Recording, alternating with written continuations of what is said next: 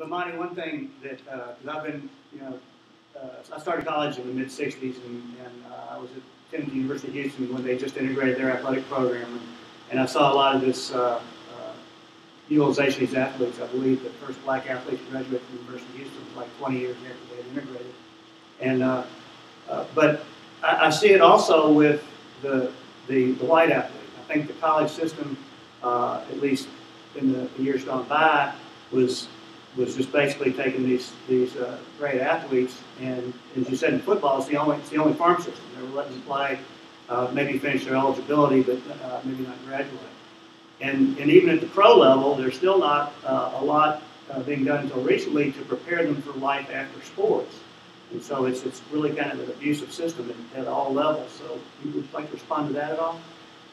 No, I agree, and I think something has changed as the money has changed. That, as an economist, I tend to look at it in these terms.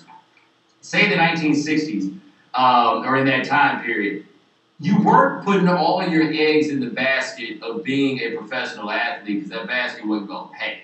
Right? I mean, you might be able to make some money off of it, but the return, or the possibility of return now, is so much higher on being a professional athlete, if for no other reason than the expansion of the leagues. There are twice as many basketball teams as there used to be. There's twice as many football teams as there used to be. There's twice as many baseball teams. Well, baseball expanded much more early, but you get what I'm saying, that the odds of landing your big score are so much better now that across society, including white kids with the educated parents and everything else, they're going all in on this sports thing. We need a minivan with DVD players in the back so they can watch something on the way back and forth to these AAU games. Man, most of those kids playing AAU baseball, spending all their time in the summer, are never going to play Major League Baseball. So that time you could have spent going to a pre-college program or something like that is gone. And those same guys do wind up in that system in the game. And I think that our assumptions, well, as academics, I can say white supremacy without it sounding so dramatic. But the white supremacist assumptions that we have are that all the white guys are just there doing work and making grades and everything else, and the full-on model of what you want your athletes to be. No, a lot of them are dumb as bricks too and haven't learned anything, and they haven't learned anything because they've been allowed to not learn anything going through this system the same way that the black athletes have. So I really appreciate you bringing those things up, because I do think that the same way the Latino baseball players are lost in the racialization of these discussions, there are a lot of white kids that go to school and then just kind of wind up bouncing around and going to this class, going to that class. Like, hey, look, when UNC was having these issues with the classes and people talking about these people not going to real classes, here's the dirty secret nobody really wanted to talk about.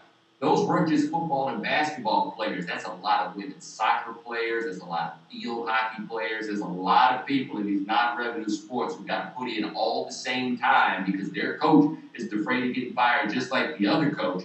And they're in there, these no-show African-American studies classes where you turn in a paper that nobody ever reads. And on the back end, they're going to be just as screwed as everybody else because they didn't learn anything in college. With that kind of UNC scandal, do you think the discourse around it would have been different if it wasn't the African-American Studies department? Like, if it had been art history instead of African-American Studies, do you think people would have looked at it any differently? No, that's funny. That's been a big point that's been difficult to explore because Nyangoro was so out of hand with what he was doing that day. Playing the what-if game, it's not like this was a fringe case where like, these are white people, we would have ignored it. No, this is pretty bad, right?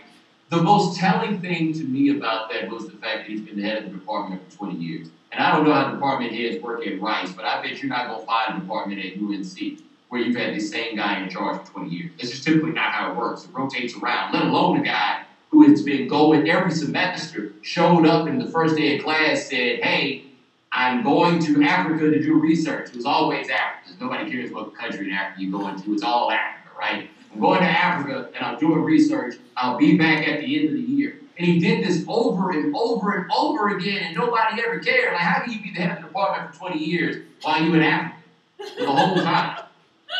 But all those things kind of colored the discussion, and that was part of it too. There was this big thing, more and more of this, the African American Studies Department, but it wasn't the African American Studies Department really. It was the head of the African American Studies Department and his secretary.